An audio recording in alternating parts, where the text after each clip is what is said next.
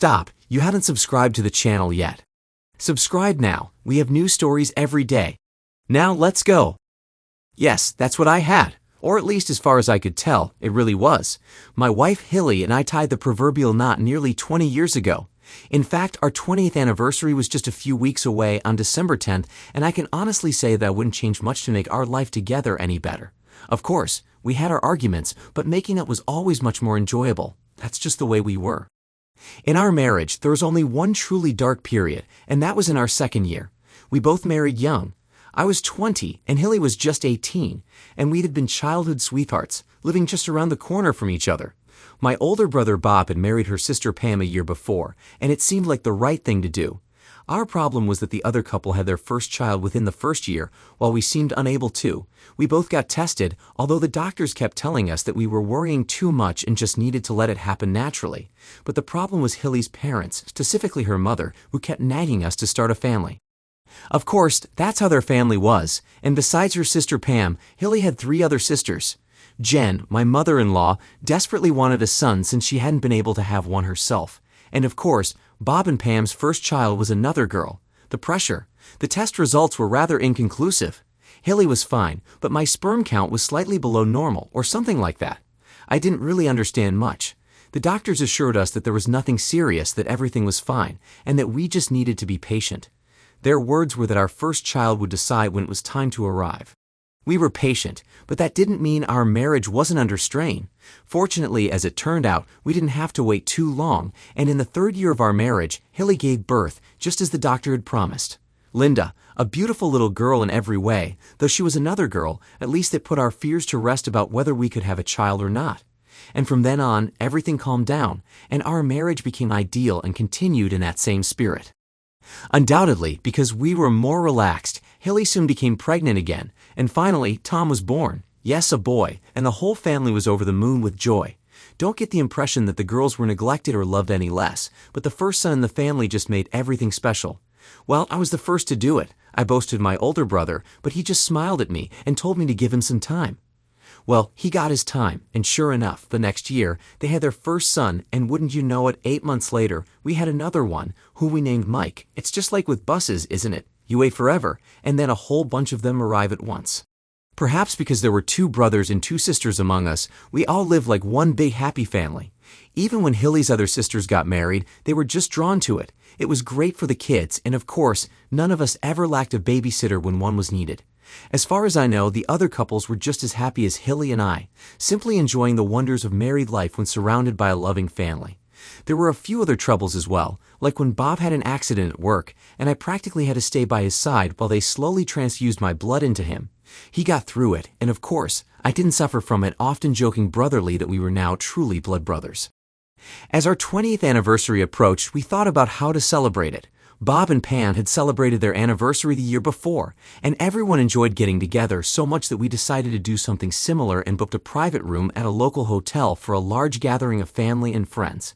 By that time, Linda was a very beautiful 17-year-old girl, younger and perhaps even more beautiful than her mother, with luxurious dark chestnut hair and huge green eyes that drew attention whenever she looked your way. They had similar builds, both slender with beautiful legs and other attributes that perhaps a father shouldn't focus on too much. Naturally, she had a string of boyfriends, and one or another was constantly showing up at the house, but she had a sensible head on her shoulders, so we just went with the flow. Tom, as I always thought, was a bit more like me. He was sturdier, and it suited him. He loved rugby just as much as Bob, and I did at his age, and at almost 16, he was already regularly playing as a halfback on his school's first team. And young Mike, the youngest of them all. Well, maybe he was going through a tough time and not being as good at sports as Tom, or, for that matter, as popular as Linda. Poor Mike was having a rough few years. Nothing serious, you understand. He was very smart, possibly even smarter than the other 2, and did very well in school. He just behaved like a completely normal, completely incomprehensible teenager. That day, maybe I should have been more understanding that day. Maybe I should have ignored the mess he left on the dining table. Maybe I should have just cleaned it up for him. But did I? No. You're not going out until you clean up this mess, Mike, I said to him firmly. I'll do it later, he responded sullenly. You'll do it now, Mike, I insisted. Why are you always picking on me? He shouted back, losing his temper. I'm not picking on you, I snapped. You're part of this family, and you'll follow the rules just like everyone else. Who's going to make me? Mike nearly cried, truly losing his temper. I will, I retorted, beginning to lose mine. I'm your father, and you'll do what I say. My father? Is that you? He shouted back. Are you sure about that? I suddenly stopped, my next words stuck in my throat, stunned by what he had just said. I'm sorry, Dad. Mike jumped up, his face full of anguish. I'm sorry, Dad. I didn't mean to say that. I'll fix it right now. With that, he turned away from me and started gathering the books and other things he had left on the table. Within a few minutes, everything was clean, and he bolted out of the room without saying another word, leaving me alone in my own world, wondering if that world was about to come crashing down on me. The problem, of course, was that Mike was, and always had been, different from the other two.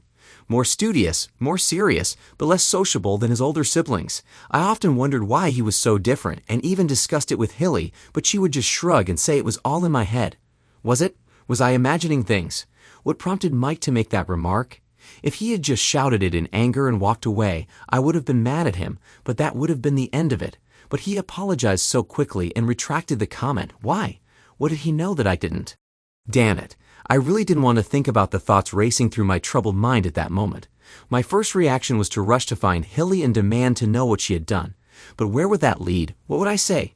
I could hardly just go and accuse her of sleeping with some other guy behind my back. If that were the case, she would just deny it, and if it wasn't, how could she ever forgive me for doubting her? Besides, that was 16 years ago or more. But does that change anything? Is it still going on?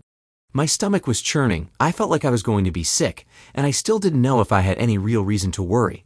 Oh God, what a terrible day it was.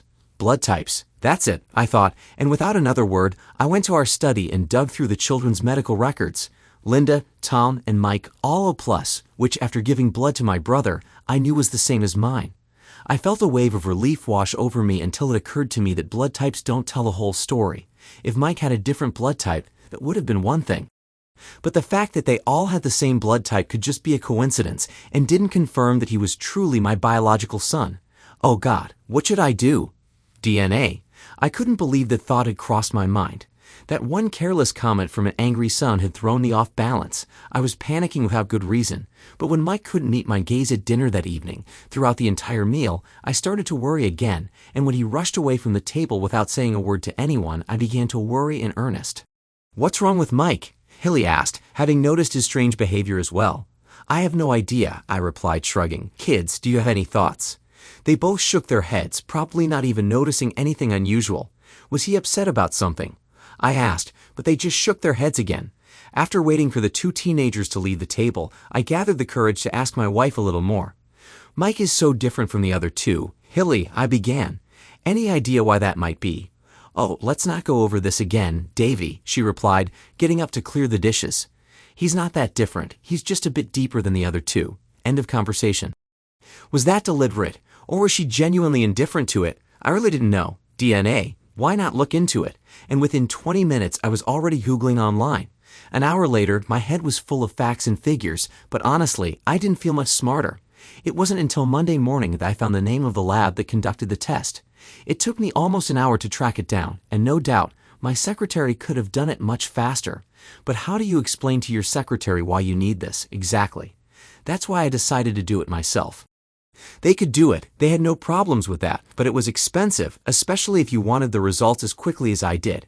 But I had to know before risking my marriage was Mike my son or not. When I told them I had 3 children, they suggested I send in samples from each of them for cross-checking along with one of my own. Have you ever tried to get even a single hair from your grown children?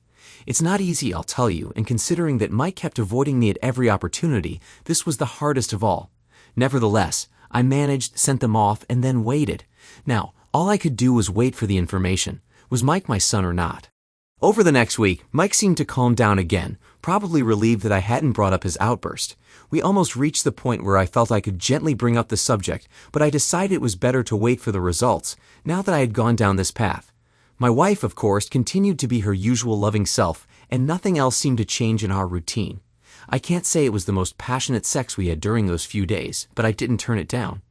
Doubts were eating me up inside, and although I tried my best to hide it from Hilly, I just couldn't have sex with her without wondering who else might have been doing it over the 20 years of our marriage.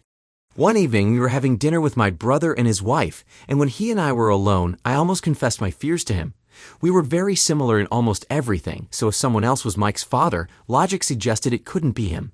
My God, why did I even think that? Had I really become that paranoid? However, something stopped me. I shouldn't burden him with my doubts, and in the end, I was sure he would be there for me if the results were bad. I stayed calm. I kept quiet. I was so quiet that Hilly asked me a couple of times if everything was all right with me.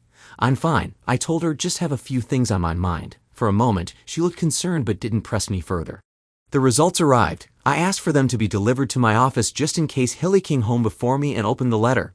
I read it with trembling hands, trying to make sense of what it all meant.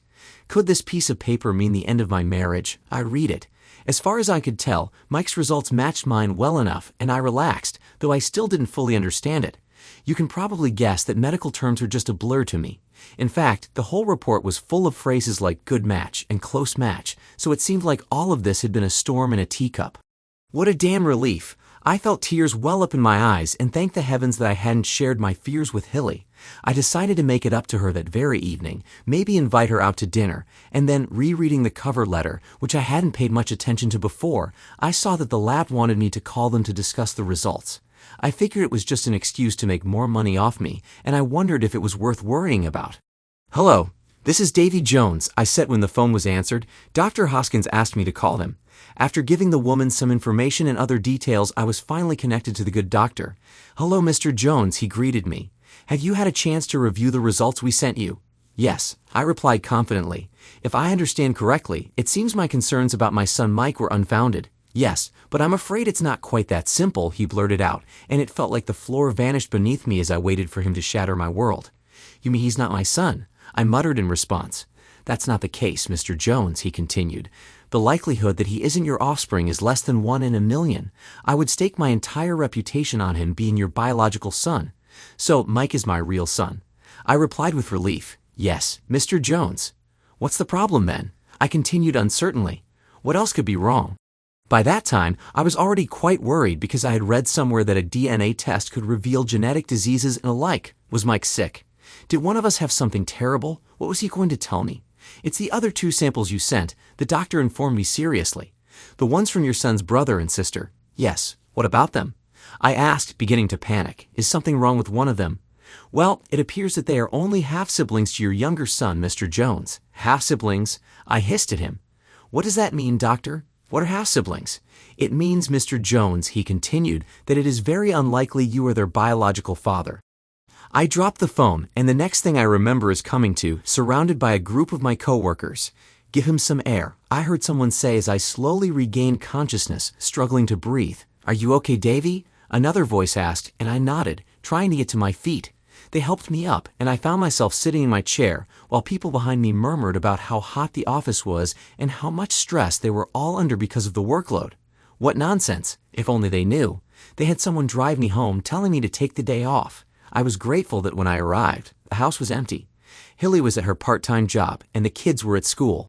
I had to do it. I really didn't want to do it, but I had to.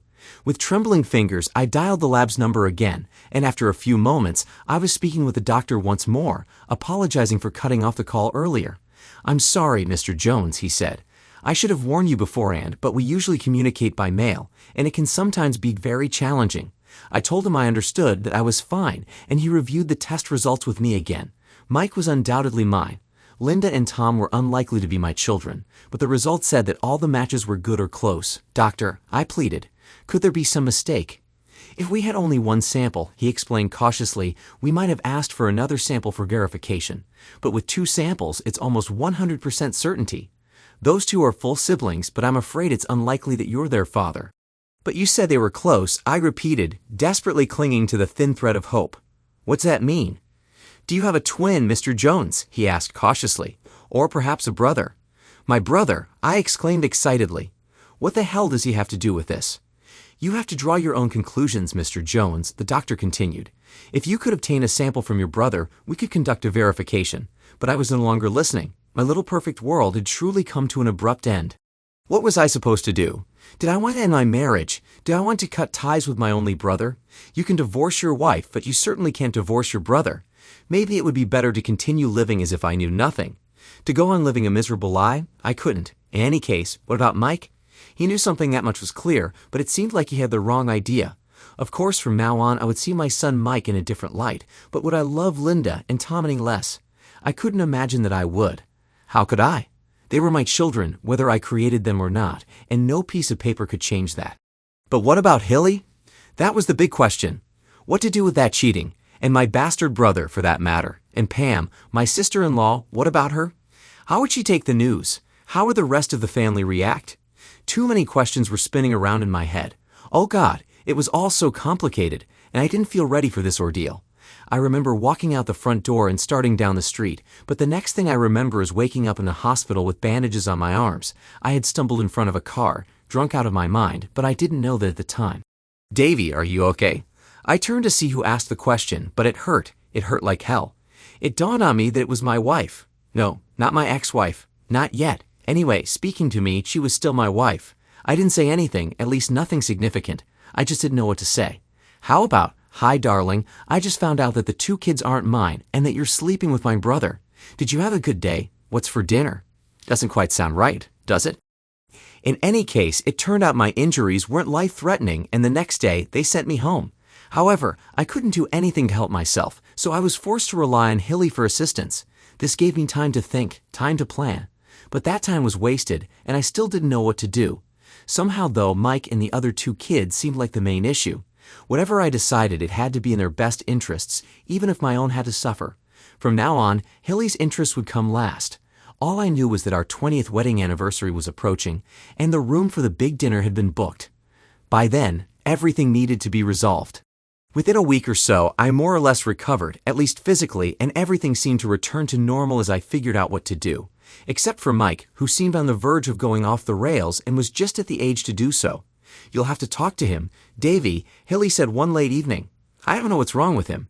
It seems like he doesn't want to talk to me anymore." "I'll talk to him," I promised. "Do you have any idea what's bothering him?" she asked. "I do. A few ideas," I replied curtly. "Do you want to discuss them with me, Davy?" "Not really," I answered, which left her somewhat disconcerted. The opportunity arose the next day when I found him alone in his room, and unless he shoved me out of the way, he wouldn't be able to avoid me. "Want to talk about what's bothering you, son?" I began gently. He just shook his head. He didn't want to talk. "Maybe it's something to do with that day, Mike." I nudged him, about our relationship. Mike looked at me, and I couldn't help but notice a tear in his eye. Suddenly, he seemed older than his tender years. "You don't know, Dad, do you?" He challenged me. "I might know more than you think, son," I replied, trying to keep a smile on my face. "Then why don't you do something about it, Dad?" he whined. "Why do you let them get away with it?" Wait, this wasn't going as I thought. It didn't seem like we were talking about the same thing. "Get away with what, son?" What the hell else could I say? "You really don't know, Dad," he repeated. "Apparently not, son," I had to admit. "It's Mom and Uncle Tim, Dad," he told me barely above a whisper. "When you're at work, about once a month or so, it's a damn shame. Uncle Tim, damn it." Tim was the husband of Anne, another one of Hilly's Dan's sisters. "Oh, that," I mumbled pathetically, not knowing what else to say. "They've been doing it for years, Dad," my son informed me. "Linda thinks I'm Tim's son, not yours." At that, he broke down and cried, and I wrapped my arms around him to comfort him. It had been a long time since I'd done that, and I was surprised by how big and strong my little boy felt. "I can absolutely guarantee you, Mike," I comforted him, still holding him close. "You are my son in every way, not Tim's." "How do you know, Dad?" he sobbed. "How can you be sure?" "I'm sure, son," I told him firmly. "Trust me, I'm sure." We talked a bit more, and without revealing too much, I convinced him of my paternity, and it seemed like a weight had been lifted from his shoulders. However, there was no mention of my brother being the father of the other 2 children, and I found that my perfect family wasn't as happy and content as I had believed.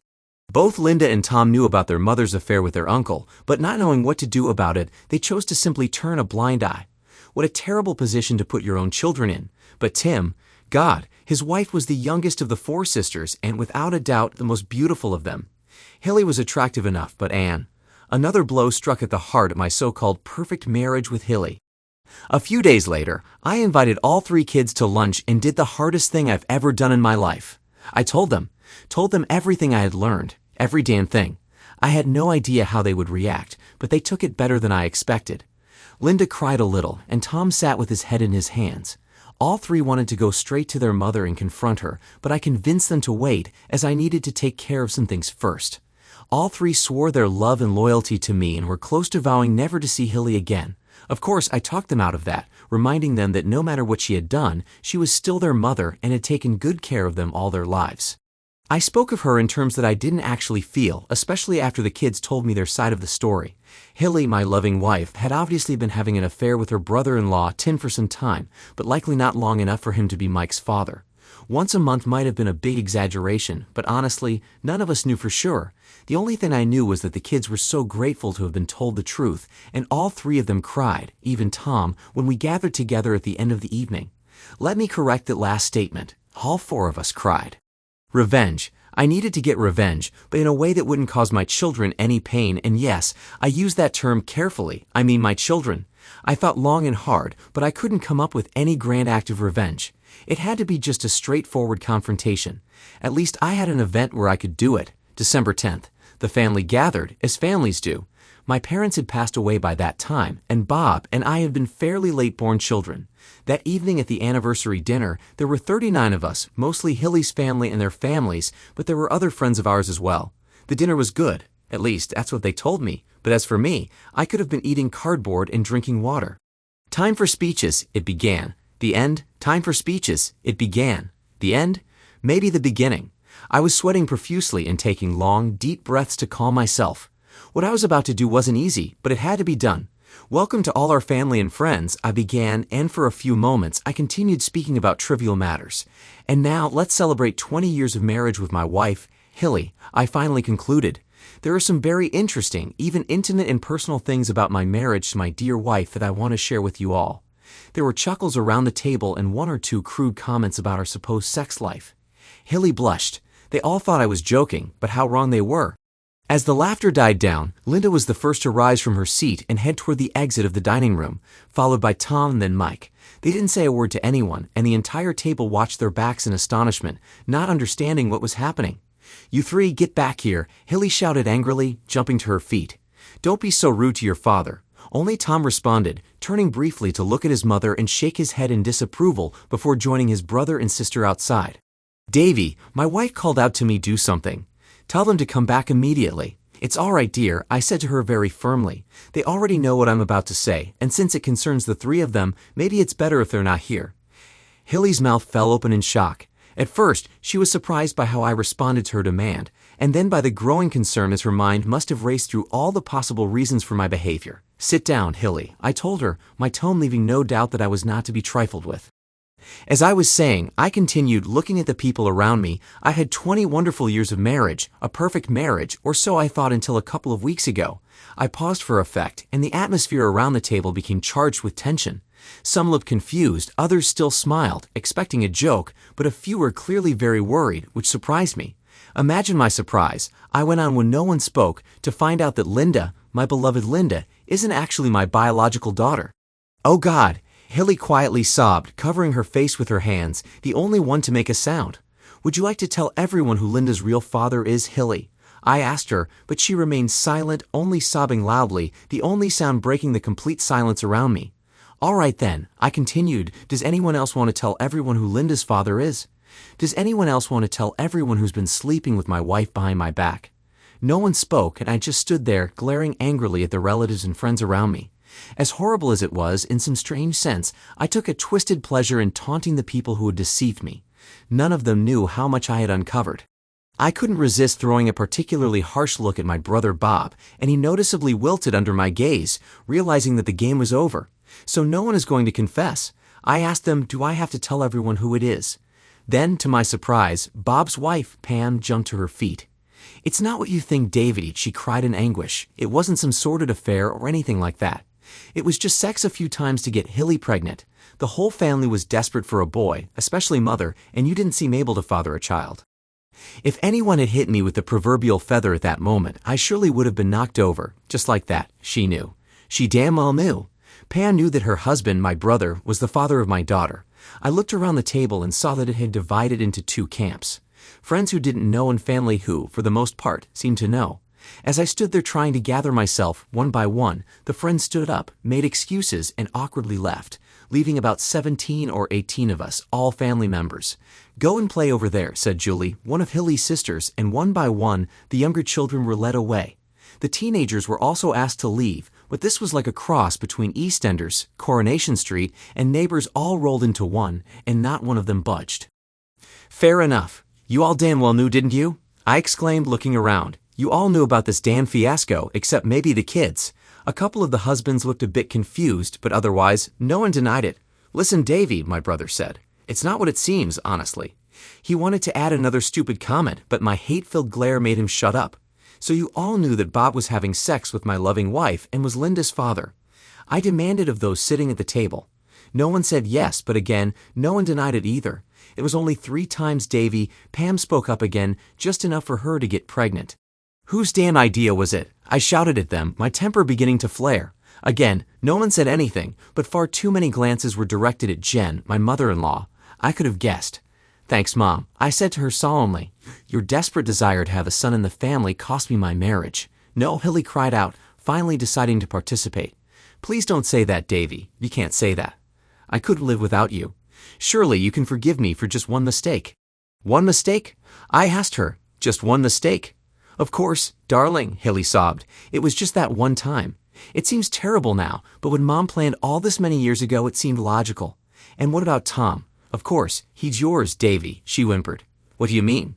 Wrong. I told her.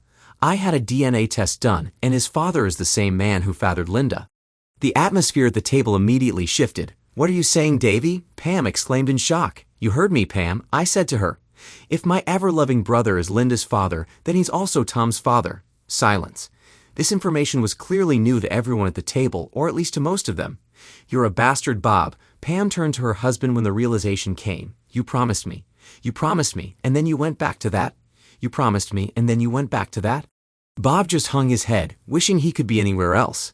And you witch, shouted Pam at Hilly. I agreed to let you have my husband for just 1 week, and you kept sleeping with him.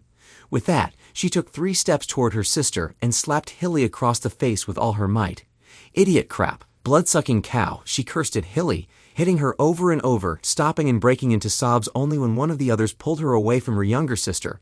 Happy now, Jen? I spat at Jen, but all she did was stare blankly at me.